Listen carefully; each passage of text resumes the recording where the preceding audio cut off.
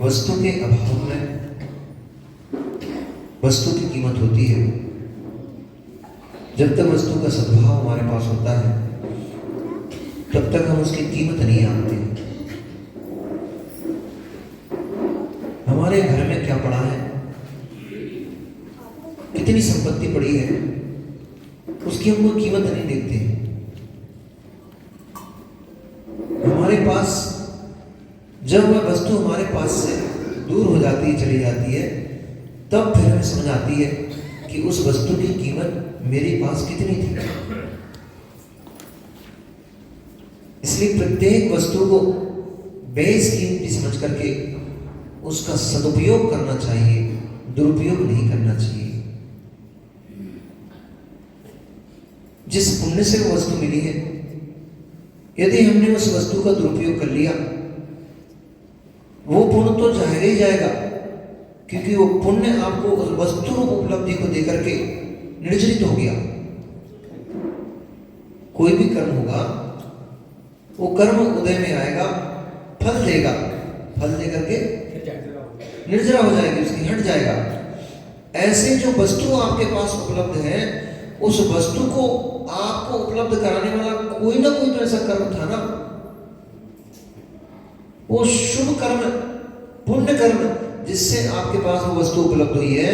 उस वस्तु के उपलब्ध करा करके जितने समय तक वो पुण्य था, जितने समय तक उस वस्तु का लाभ होना था, उतने समय तक वो पुण्य सत्ता में रहा और पुण्य निर्जरित हो गया। फिर वो वस्तु कहां से लाओगे? अब उस वस्तु को कहां से लाओगे?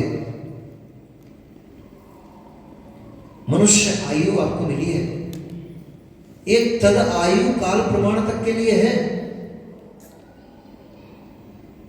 मनुष्य आयु कर्म जन्म, आपके पास जो कर्म है, नाम कर्म की प्रकृतियों से आपको जो सुंदर शरीर मिला है, निरोगी शरीर मिला है, ये पुण्य कर्म की प्रकृति काम कर रही है। ये पुण्य कर्म की प्रवृत्ति जब तक बैठी है तब तक शरीर निरोगी है, तब तक शरीर सुंदर है। जिस दिन ये पुण्य कर्म की प्रवृत्ति हट जाएगी उस दिन न शरीर बचेगा और न सुंदरता बचेगी। फिर ये शरीर कहां से लाओगे? प्रिय मनुष्य देह कहां से पकड़ोगे? कहां से लेकर के आओगे? परंतु भैया, परंतु हमारा पूरा का पूरा परिणमन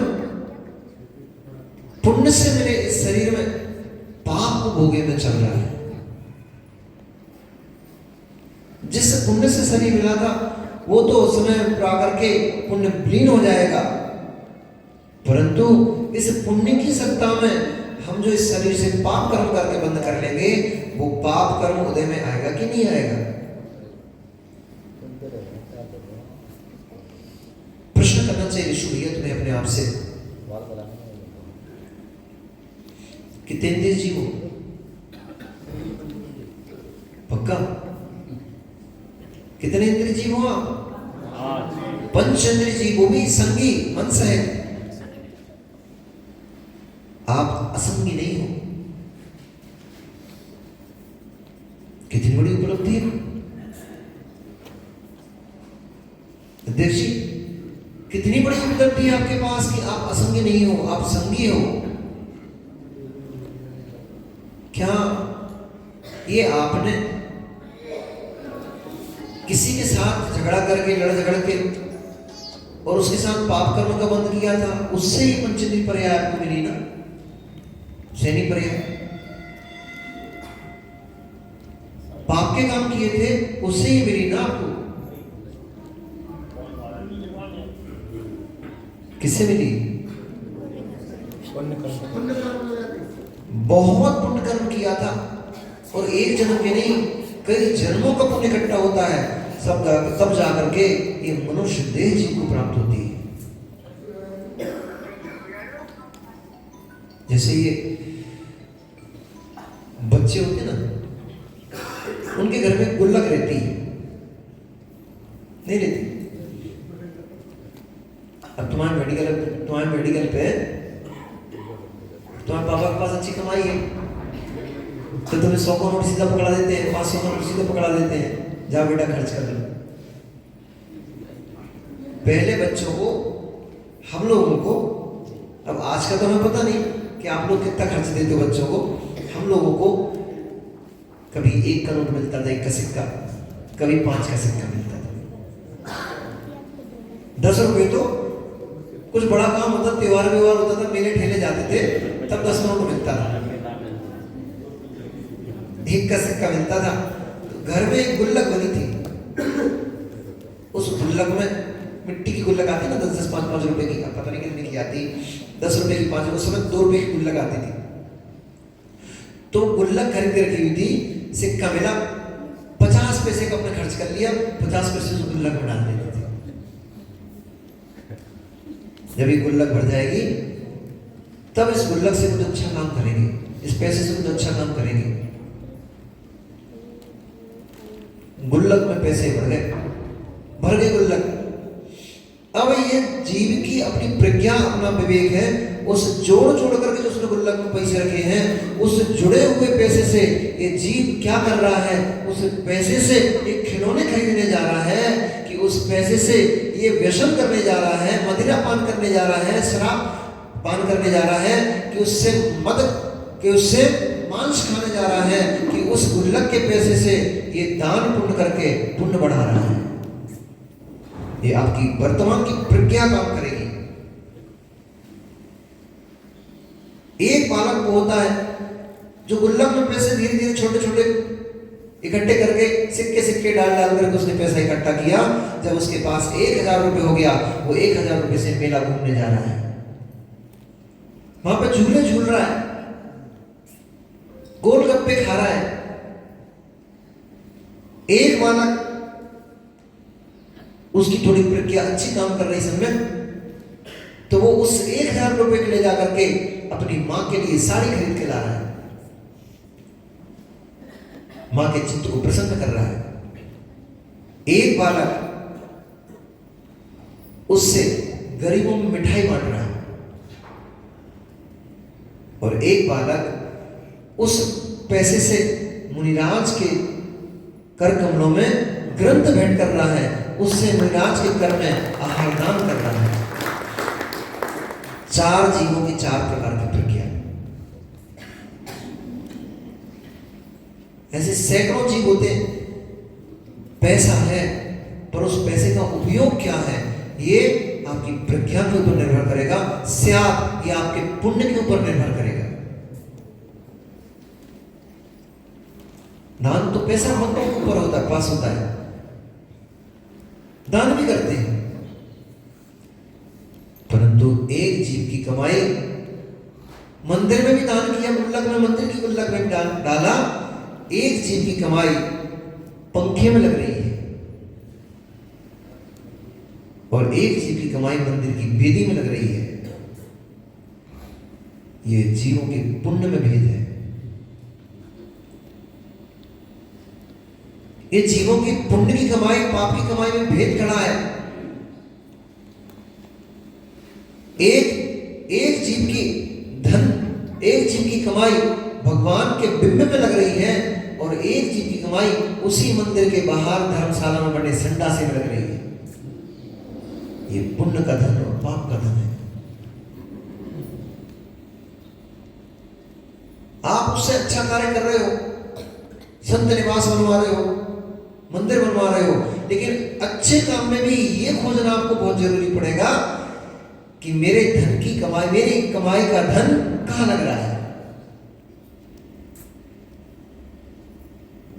मंदिर के शिखर में लगा है कि मंदिर में चारों दीवारों पर ईंट में लगा है, कि मेरा धन मंदिर के बाहर बने संडासे में लगा है, कि मंदिर के बाहर धर्मशाला में लगे एसी कूलर पंखों में लगा है।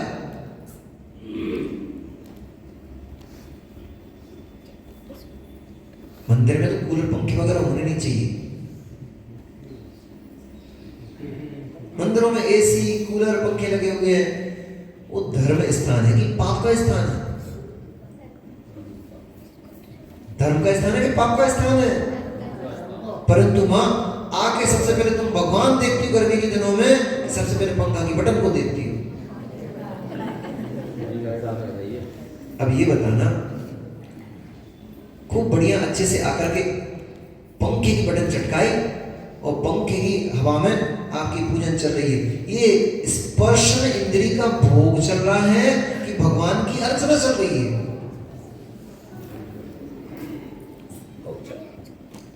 स्पर्शन इंद्री का भोग चल रहा है कि भगवान की पूजन चल रही है, अभिषेक चल रहा है? फिर अब ईमानदारी वाली बात ये बताना, इन अकेले से नहीं पूछ रहे, आपसे भी पूछ रहे हैं। सारे पुरुष वर्ग, सारे महिला वर्ग से एक प्रश्न पूछ रहे हैं कि आपने जितने दिन पंखा चलाया उतने दिन का क्या आपने बिजली का बिल का किराया दिया? अध्यक्ष जी, वो बिजली का बिल कहां से जाता है? मंदिर की गुल्लक से जाता है ना। मंदिर में दिया आया हुआ द्रव्य दान है, निर्माल्य है, और उसका पंखे में उपभोग कर रहे हो तो उसमें निर्माल्य सेवन का दोष लगेगा कि नहीं लगेगा? एक मां ने अज्ञानता में एक चावल का दाना, अनाज का एक दाना अज्ञानता में जान करके नहीं खाया था, अनजाने में एक दाना अनाज का उसके भोजन में चला गया, तो उस निर्माल्य के एक दाने के सेवन से वो मां 7 भव कुकरी बनी। ऐसी कथा पढ़ी मैंने एक बार कि वो 7 भव कुकरी बनी, 7 भव सुकरी बनी, 7 भव गधी बनी, 7 भव वैश्या बनी, और भी शायद कुछ बनी थी। 49 भव खराब हुए थे उसके।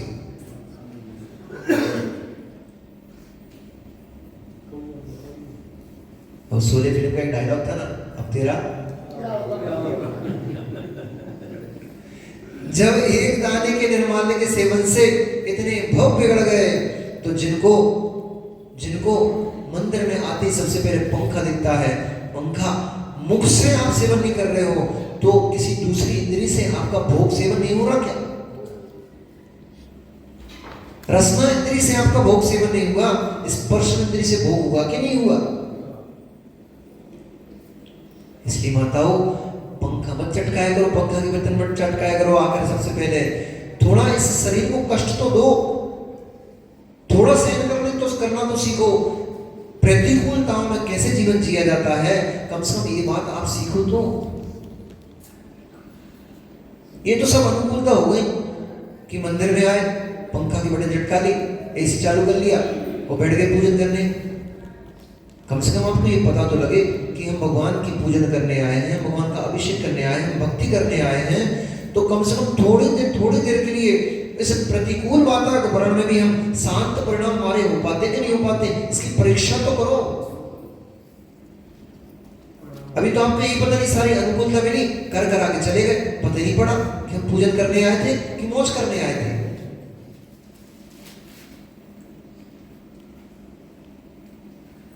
थोड़ी देर प्रतिकूलता में बैठ करके देखो, तब पता पड़ेगा कि हम वास्तव में धर्म ध्यान कर भी पा रहे हैं कि नहीं कर पा रहे हैं, हम भगवान की भक्ति कर पा रहे हैं कि नहीं कर पा रहे हैं। जब शरीर से पसीना छूटे,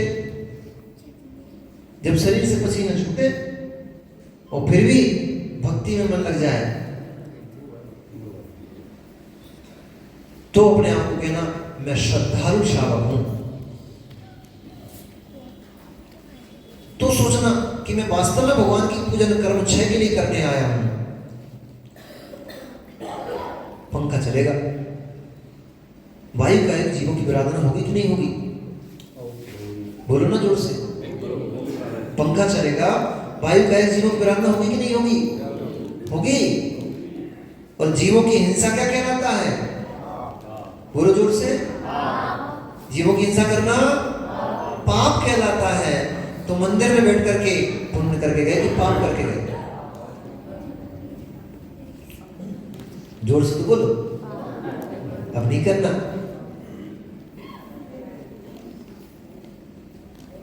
वो कदाचित तुम्हारा चलाने का मन ही करे तो फिर उतने पैसे मंदिर की गुल्लक में उसके किराए का डालना। ये पंखा आपको पुण्य से उपलब्ध हुआ है, ये व्यर्थ में नहीं मिला आपको। आपने पूर्व में बहुत पुण्य किया था, दाना दे दिया था, उसके प्रभाव से ये सब भोगने योग्य सामग्री आपको मिली है। परंतु यदि आप, सामग्री तो पुण्य से मिली है, परंतु यदि आप इसका भोग करोगे तो वो नियम से आपको पाप कर्म का बंद करा के जाएगी, पुण्य दे के नहीं जाएगी। और उसका आपने त्याग कर दिया तो पुण्य की सत्ता में वस्तु प्राप्त हुई थी, वो पुण्य की सत्ता में वस्तु आपको पुण्य करा के चली गई। इसको बोलते हैं पुण्यानुबंधी पुण्य।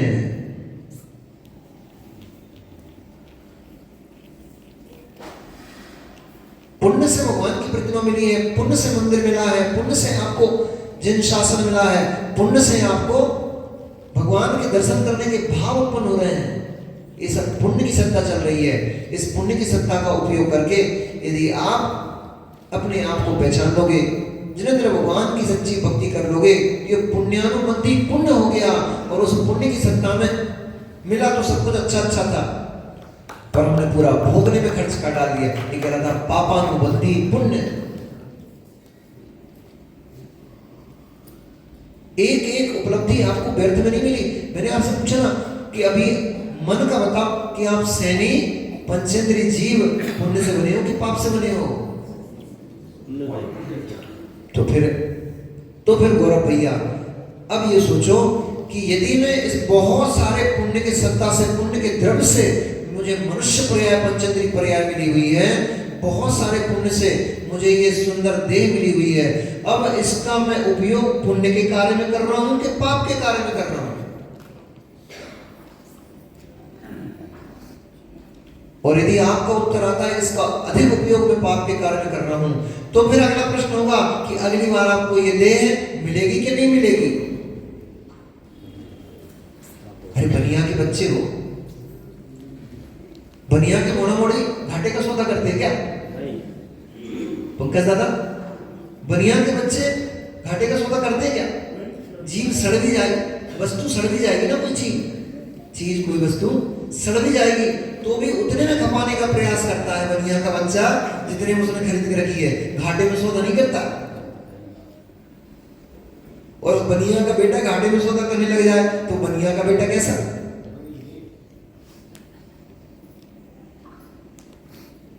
ऋषभ, बनिया का बेटा कैसा यदि वो घाटे में सौदा करने लग जाए?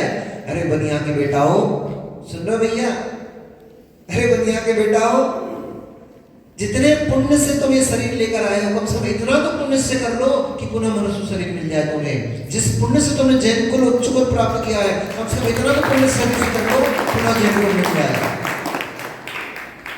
जिस पुण्य से तुमने सुंदर देह को प्राप्त किया है, आंखें सुंदर हैं, आंखें पूरी हैं, किसी की फूटी है, किसी की दो ही गई है, किसी की एक गई है, किसी की कैसी है, कीचड़ा निकल रहा है, किसी के, अरे तुम्हें सुंदर आंख मिली है, सुंदर कान मिले हैं, सुंदर नाक मिली है, 5 इंद्रिय तुम्हें सुंदर मिली हुई है, कम से कम इतना पुण्य इन 5 इंद्रियों से कर लो कि पुनः ये 5 इंद्रिय फिर से मिल जाए। तुम्हारे पास ऐसा मन है जिसमें भगवान की भक्ति करने का मन उत्पन्न हो, भगवान की भक्ति करने के भाव उत्पन्न होते हैं, कम से कम फिर से ऐसा उससे उपयोग कर लो, उसका उपयोग कर लो, उससे ऐसा प्रयास कर लो कि पुनः ऐसे ही मैंने फिर से मिल जाए मन, ताकि पुनः भगवान की भक्ति कर सको। इतना काम तो कम से कम कर लो, नहीं तो फिर तुम्हें बनिया का बेटा कौन कहेगा? नहीं तो फिर बनिया का बेटा कहलाने के भी लायक नहीं है तुम तो।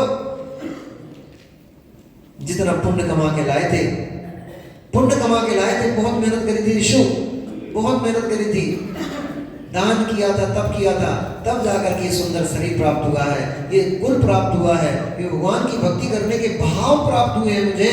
और अगर अब भी इससे हम अगर अच्छा कुछ नहीं कर पाए तो हम तो बनिया के बेटा भी नहीं है, हम तो क्या कहलाए? सौदा घाटे का हो गया, सौदा घाटे का हो गया।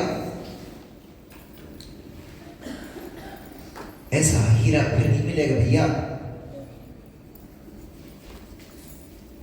अन्य दर्शन में कहा जाता है कि 84 लाख गतियों के बाद, योनियों के बाद ये मनुष्य शरीर मिलता है।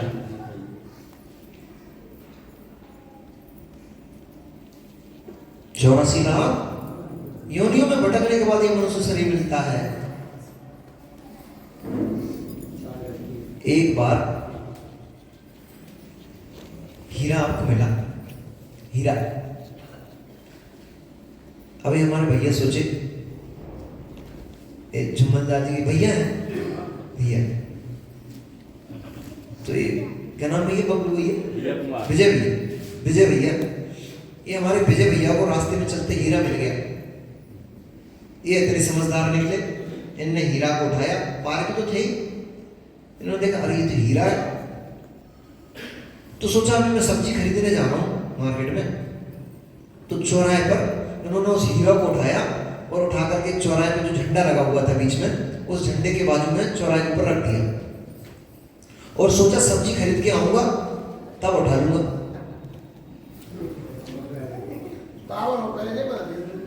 भैया अब बताओ, वो हीरा जब तक तुम सब्जी खरीद के वापस लौट के आओगे घूम घाम कर, तब तक वो हीरा वही ना करेगा, वही ना करेगा। अरे उस हीरे जैसी बेशकीमती वस्तु को कोई भी देखेगा और उठा करके चुपचाप दबे पाँव ले जाएगा। तुम्हारे जैसे मूर्ख तो थोड़ी करेगा कोई, पहले हम सब्जी खरीद के लाए फिर बाद में हीरा उठाएंगे। अरे कोई भी उठाएगा, बाकी के काम तुम बाद में निपटा देंगे भैया, पहले इस हीरे को दबाओ। एक कोई मूर्ख से मूर्ख भी व्यक्ति होगा, वो भी सबसे पहले क्या करेगा? क्या करेगा भैया? उस हीरे को उठाएगा और अपनी पॉकेट में डालेगा, जेब में डालेगा। परंतु हम कितने मूर्ख हैं, हम तो उस मूर्ख से भी बड़े मूर्ख हैं कि ऐसी मनुष्य पर्याप्त हीरा हमारे पास है। इस 5 इंद्रिय रूपी बल हमारे पास है, 5 इंद्रिय रूपी चौपसम हमारे पास उपलब्धि हमारे पास है। उन इंद्रियों का हम दुरुपयोग करने में लगे हुए हैं, उसको फेंकने में लगे हुए हैं, हम उसका सदुपयोग ही नहीं कर पा रहे हैं। नहीं, आप लोग तो परमात्मा जीव, पुण्यात्मा जीव, अच्छे लोग हो, आप लोग पापी नहीं बोल रहे, आप लोग तो अच्छे हो, क्योंकि आप तो अपनी 5 इंद्रियों का सदुपयोग कर रहे हो। तो उनका बोल रहा हूं जो नहीं करते हैं। यहां आज आचार्य भगवंत नीति सिखला रहे हैं, जिन जीवों को अपना पुण्य वृद्धिगत करना है, जिन जीवों को लोक में यश और सम्मान प्राप्त करना है, जिन जीवों को पुनः उपलब्धि चाहिए है, उन जीवों को व्यर्थ में संभाषण नहीं करना चाहिए। ये शब्द रूपी वस्तु आपको व्यर्थ में नहीं मिली है। कितना मौन रहे होगे तब जाकर के किन किन के पास है ये शब्द रूपी भाषा रूपी उपलब्धि। कितने लोगों को मिली है, कितने जीवों को मिली है। वचन बल तो है लेकिन शब्द नहीं है। वचन बल तो है, 2 इंद्रिय से वचन पर प्रारंभ हो जाता है, परंतु शब्द नहीं है, भाषा नहीं है उनके पास, बोल नहीं पाते। ये बोलने का सौभाग्य आपको प्राप्त है। वे अपनी वेदना को भी नहीं कह सकते, ये सौभाग्य आपको प्राप्त है कि आप अपनी वेदना बता सकते हो। वे अपने अच्छे परिणामों को किसी से शेयर नहीं कर सकते, बोल नहीं पाते हैं। वो देखो बंदर आप जैसे ही है बिल्कुल। अज्ञानियों ने तो ये मान लिया कि हमारी उत्पत्ति बंदर से हुई है। अरे भैया बंदर है, नहीं तो वो धीरे धीरे पूछ कहां गायब हो गई, वो फूला मुंह कहां चला गया। और फिर इतने क्यों बदल गए जितने हम बदले, बाकी की क्यों नहीं बदले। बंदर है पहले से ही। जब लंका नगरी की वो रचना हुई थी, उससे पहले श्रीखंड के पास बंदर बहुत सारे थे, और श्रीखंड मनुष्य था। तो इसका मतलब है कि असंख्यात वर्ष पहले भी बंदर थे और मनुष्य भी थे। कोई बंदर से नहीं बने हम लोग।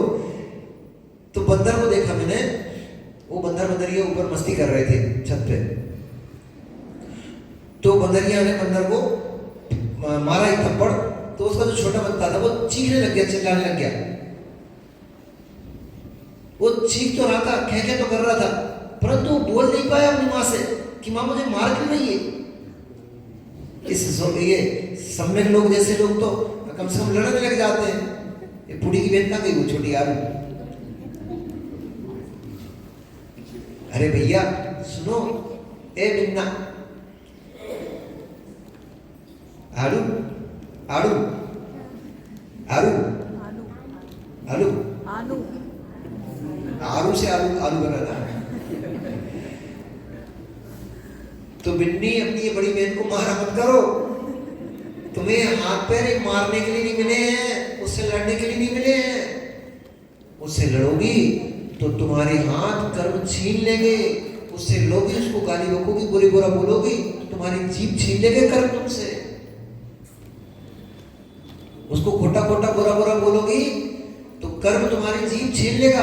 तुम्हें पुण्य कर्म से जीभ मिली है, ये तुम्हें लड़ने के लिए नहीं मिली, ये तुम्हें उससे अच्छी बातें करने के लिए मिली है, ये धर्म की चर्चाएं करने के लिए तुम्हें मिली हुई है। हम क्या कर रहे हैं इसका बताओ। कहले तू घर चल कर बता दू तुझे।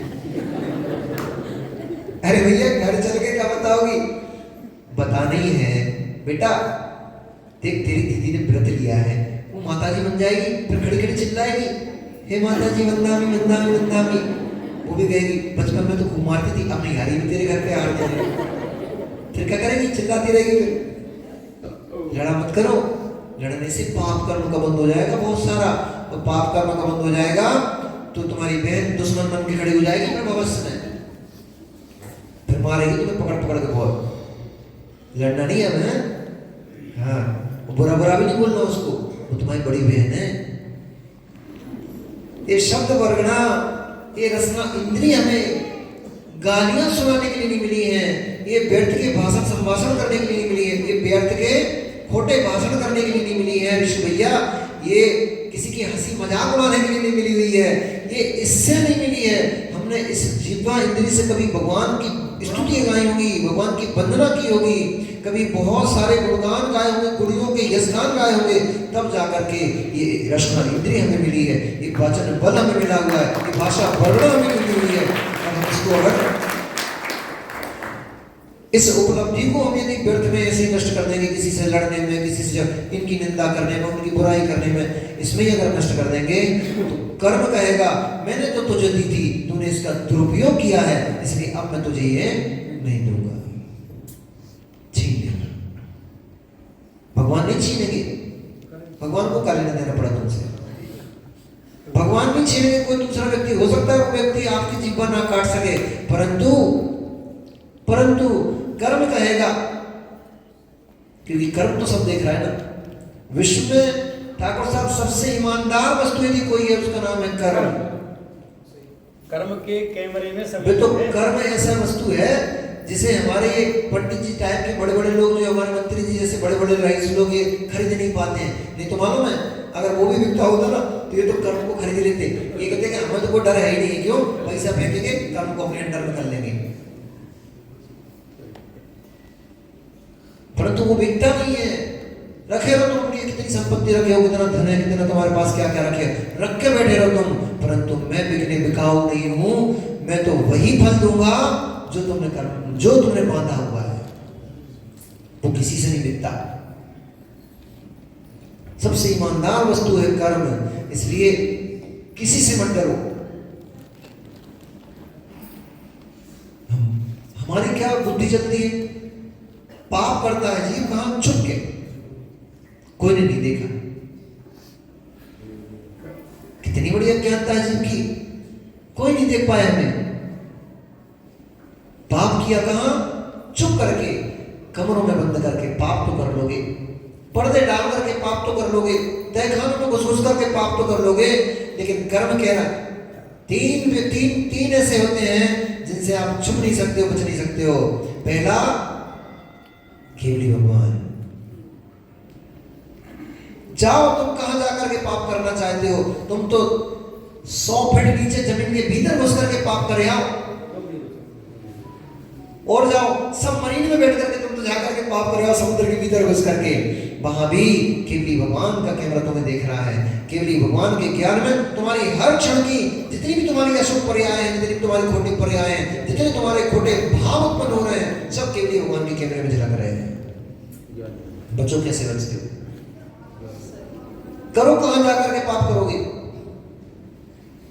लोगों की दृष्टि से बच सकते हो, परंतु भगवान जिनेंद्र के केवली के केवल ज्ञान से कुछ नहीं बचता है, कोई नहीं बचता है।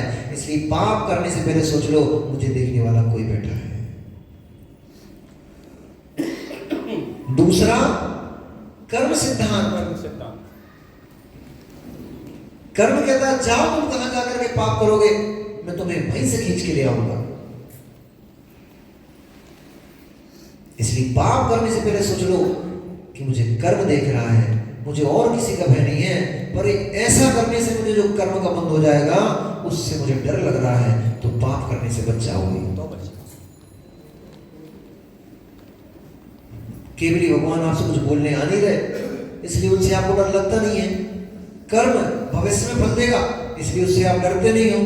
परंतु मित्र, तीसरा एक व्यक्ति और है जो देख रहा है, उससे तो कम से कम भय खाओ। उसको कैसे मुंह दिखाओगे? कौन है? स्वयं अपना ज्ञान, मेरा ज्ञान, मेरी आत्मा, मैं। केवली को तो तुम छुपा सकते, चलो केवली कुछ नहीं बोलने आ रहे हैं तुमसे, भगवान कुछ बोलने नहीं आ रहे हैं तुमसे, इसलिए तुम चलो ठीक है भगवान को तो इग्नोर कर दोगे, कर्म को इग्नोर कर दोगे। क्यों? अभी उसको फल अभी वर्तमान में दिखाई नहीं दे रहा है, भविष्य में दिखाई देगा।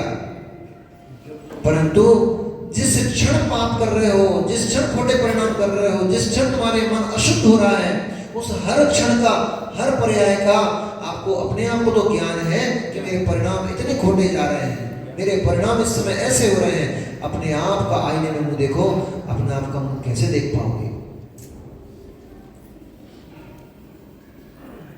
अपने आप को कैसे मुंह दिखा पाओगे? कैसे कह पाओगे कि मैं धर्मात्मा जीव हूं? और कैसे कह पाओगे कि मैं पुण्यात्मा जीव हूं? जिस क्षण जीव के पाप भाव होते हैं, उसी क्षण वो जीव पाप जीव हो जाता है। जिस क्षण कषाय परिणाम होते हैं जीव के, जिस क्षण हिंसा आदि 5 पापों परिणाम होते जीव के, उसी क्षण वो जीव पाप जीव है। और जिस क्षण उसके परिणाम विशुद्ध होते हैं, दया रूप होते हैं, जीव मात्र के कल्याण रूप होते हैं, अहिंसा रूप परिणाम होते हैं, उसी क्षण वो जीव पुण्य जीव है।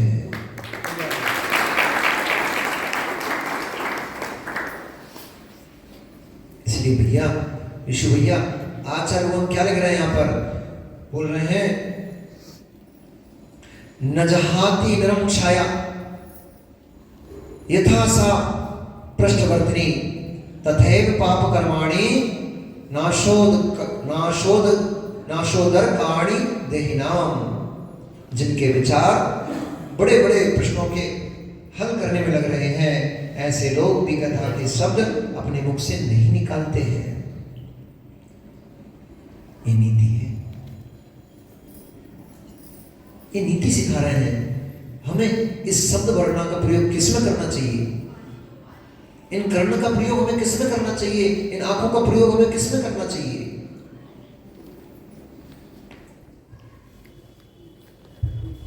सोचने का मौका दिया गाइड ने आपको। प्रयोग करना है, मधुर संभाषण करो, ऐसे बात बोलो, ऐसी बात बोलो कि जिससे किसी का हृदय दुखित ना हो।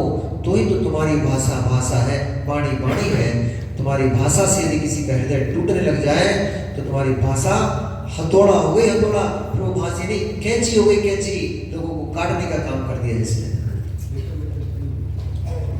मधुर संभाषण से, तत्व के संभाषण से हमें ये रचना इंद्री मिली हुई है। यदि इसका प्रयोग हम खोटे कार्यों में, खोटी बातों में करेंगे, निंदा पुराण निकालने में, गाली गलौच में करेंगे, इससे लड़ने में, उससे झगड़ने में हम अपनी भाषा को बर्बाद करेंगे, तो ये भाषा पुनः आपको मिलने वाली नहीं है। फिर लड़ लेना, कैसे लड़ना है, फिर करोगे बंदर बंदर याद करें क्या क्या क्या, फिर शब्द भी नहीं बोल पाओगे। इसलिए जिनके विचार, अरे हमारे पास प्रज्ञा है, हमारे पास मन है, हमारे पास शब्द है, भाषा वर्णना है, इनका प्रयोग तत्व निर्णय में करो। कथई करना है, कथई करना है तो किसी की निंदा पुराण की कथा क्यों करते हो? कथा ही करना है। किसी के गली कूचों में बैठ करके और किसी के बहू, किसी की बेटियों की चारित्र की कथा क्यों करते हो? कथई करना है तो सती सीता की कथा करो, कथई करना है तो सोमा सती की कथा करो, कथई करना है, कथा ही करना है तो अंजना की, सती अंजना की कथा करो, अनुसुईया की कथा करो, मैना सुंदरी की कथा करो, शैणिक और चेतना की कथा करो, तो कम से कम तुम्हारा जीवन उन कथाओं को सुनकर के महान बनेगा। इनकी बहू भग गई, उनकी बिटिया भग गई, उनने ऐसा कर लिया, उनने ऐसा कर लिया, इन कथाओं को करके अपनी शब्द वर्णों को व्यर्थ में नष्ट क्यों करते हो? इसमें ही भाषा खो दी तो फिर से ये मिलेगी नहीं, फिर क्या करोगे? पंचेंद्रिय भी बन गए, मनुष्य भी बन गए, परंतु मूक रहे, परंतु मैं नहीं बोल रहा हूं, मूक रहे, बोलने का अवसर ही नहीं मिला। फिर क्या करोगे? अपने हृदय की बात भी अपने लोगों के साथ शेयर नहीं कर पाओगे, बोल नहीं पाओगे, गूंगे हो गए, फिर क्या करोगे? दूसरों की निंदा सुनने में अपने कानों को व्यर्थ में नष्ट मत करो। मनुष्य भी बन गए, पंचेंद्रिय बन गए, जैन कुल में भी उत्पन्न हो गए, जब कान ही बहरे हो गए, कान ही सुनने लायक नहीं, सुनने को नहीं मिलेंगे, कान में छौसम ही नहीं मिलेगा, तो ये जिनवाणी के जो सुन रहे हो ये कैसे सुनोगे फिर? इसलिए अपनी एक एक इंद्रिय को सुरक्षित करो, एक एक इंद्रिय की रक्षा करो, एक एक इंद्रिय का जो आपको छौसम मिला हुआ है उस छौसम की रक्षा करो, ताकि पुनः पुनः हमें ये अवस्था प्राप्त हो सके कालांतर में। अभी जितना कर रहे हो इतना पर्याप्त नहीं है, अभी तो बहुत कुछ करना बाकी है। इतने से थोड़े भगवान बन जाएंगे, ये तो अभी प्रारंभिक अवस्था है, तो स्टार्ट किया है मन ने। और अगर इतने में हम इति मान लेंगे, इसमें ही संतुष्ट होकर के और अपनी वचन वर्णना को व्यर्थ में नष्ट कर देंगे, तो फिर केवली बन करके फिर हम उपदेश कैसे करेंगे? सत्येन शुद्धेन वाणी, सत्य से अपनी वाणी को शुद्ध करना चाहिए, व्यर्थ के संभाषण नहीं करना चाहिए। आचार्य भगवंत उमा स्वामी महाराज ने सत्य व्रत की 5 भावनाएं लिखी।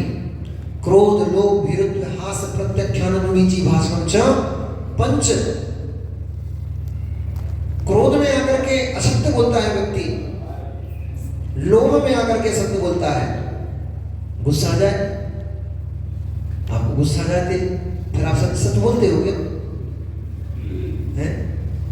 आपको जब गुस्सा आता है तो सत्य बोलते हो, आप तुरंत असत्य निकलता है। आप नहीं चाहते, आप नहीं चाहते। देखो गुस्सा आती है तो गुस्सा ही बोलते हैं, मन तो कर रहा है उठा के टीवी पटकते हैं, फोड़ डालें इसको। फोड़ना नहीं है आपको, क्योंकि आपको पता है 40-50 हज़ार का नुकसान हो जाएगा, परंतु ऐसे शब्द बोल देते हैं, ये असत्य है। और क्रोध ही असत्य है, क्योंकि वो तुम्हारा अपना नहीं है। क्रोध तुम्हारी अपनी वस्तु है क्या? क्रोध तुम्हारी अपनी वस्तु है क्या? अरे वो तुम्हारी वस्तु ही नहीं है, तुम उसको पाल पाल के बैठे हो, रख के बैठे हुए हो। वो तुम्हारी अपनी वस्तु नहीं है, ये तो कर्म निमित्त से उत्पन्न हुई है। कितनी देर क्रोध करोगे? 15 मिनट, 20 मिनट, आधे घंटा, 1 घंटा, बस। फिर ठंडे होने ही पड़ता है, सबको होना पड़ता है ठंडा। कितनी भी गर्म हो जाए, कितनी भी गर्म हो जाए, घंटे 48 मिनट के अंदर अंदर उसको एक बार ठंडा तो होना ही पड़ता है, होता ही है। जब होता ही है तो फिर क्यों उसको पाल के रखे हुए फालतू? हमारा शिवसम जलकर नष्ट हो जाता है। ये क्रोध को अपन अकेले पकड़ लेते हैं, ऐसे ही मान कषाय है, ऐसे माया कषाय है, ऐसे ही लोभ कषाय है।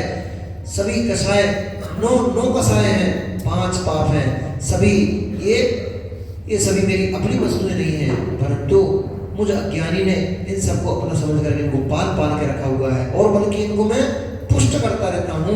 ये भगवान वो दिन कब आए जब इन 5 पापों से, 4 कषायों से, 9 कषायों से, इंद्रिय विषय भोगों से मैं विरक्त होकर के अपने निज चैतन्य स्वभाव धर्म धाम स्वभाव को पहचान पाऊं और अपने निर्वाण को प्राप्त कर पाऊं।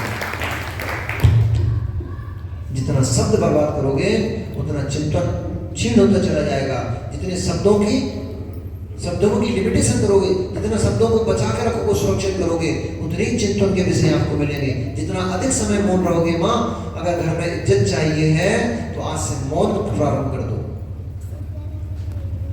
ये जितनी बूढ़ी अम्मा है ना, ये बहुएं की क्यों नहीं सुनती मालूम? बूढ़ी अम्मा जितनी बेटी यहाँ पर बूढ़ी अम्मा है, आज आपको एक कुरान काव्य ग्रंथ से एक नीति सीख करके जाना है कि यदि घर में इज्जत चाहिए है, बहू बेटे से, बेटियों से इज्जत चाहिए है, तो मौन हो जाओ। तुमसे बड़े तो कुछ है नहीं, पानी की गिलास तक तो तुमसे उठाता नहीं, घर में काम वाम कुछ बढ़ता नहीं, पर बहुओं पे चिल्लाते रहे बेटी बेटी, क्या तू जो नहीं कर रही, क्या वो नहीं कर रही, वहां ऐसी चली गई, यहाँ ऐसी आ गई। मैं कह रही नुकरिया, तू जल्दी चली जा, थोड़ी स्वतंत्र हो जाओ। ज्यादा बोलने वाले ऋषियों को अपना अपमान करा लेते हैं, उनकी बात कोई सुनता ही नहीं है। इसलिए व्यर्थ में संभाषण मत करो, व्यर्थ में अपनी भाषा वर्णा को नष्ट मत करो, अत्यंत अल्प बोलो, जितना अति आवश्यक है उतना ही बोलो। व्यर्थ में बोलने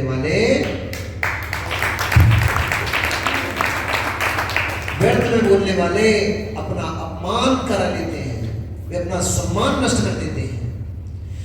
सभा में जो व्यर्थ की बकवाद करता है उस मनुष्य को देखो, उसे कुछ और तो लाभ होने का नहीं है, पर जो कुछ भी उसके पास अच्छी बातें हैं वे भी उसको छोड़ करके चली जाती है। लोग ज्यादा बकबक करने वाले को सुनना पसंद नहीं करते। आप करके देख लो 2 दिन घर में, जितना मौन रहोगे ना, आपके बच्चे, आपके घर परिवार वाले पूछने लग जाएंगे, कल मम्मी आज कहाँ हो? अरे आप पूरे दिन से चुपचाप ही बैठी हो, क्यों दादी आज आप कुछ बोल ही नहीं रही हो? उनको उत्सुकता होने लगेगी कि ये कुछ बोले और हम सुने। उस समय बस ज्यादा कुछ नहीं बोलना, नमो कानून सुना देना।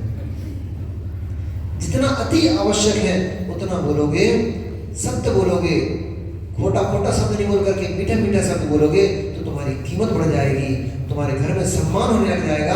और ज्यादा बक बक करोगे तो तुम्हारा अपमान ही अपमान होगा। इसलिए जिन्हें घर में बहुओं से बेटियों से सम्मान चाहिए हो उनको क्या करना चाहिए? क्या करना चाहिए? खूब बोलना चाहिए। उनके हर काम में टोका टाकी करना चाहिए नहीं। तुम्हारा जीवन तुम जी चुके हो, अब थोड़ा उनको अपने हिसाब से जी लेने दो। ज्यादा बोलोगे घर में सम्मान नष्ट हो जाएगा। इसलिए अल्प संभाषण करो, अधिक समय तक मौन रहो। काम की जितनी बात है बस उतनी बोलो, उतनी बात करो, तो तुम्हारा सम्मान बढ़ता चला जाएगा। और व्यर्थ में बकबक करोगे तो मुरियंताड़ नमो सिद्धाड़ नमो वैरियाड़ नमो वज्राड़ नमो वैश्रवण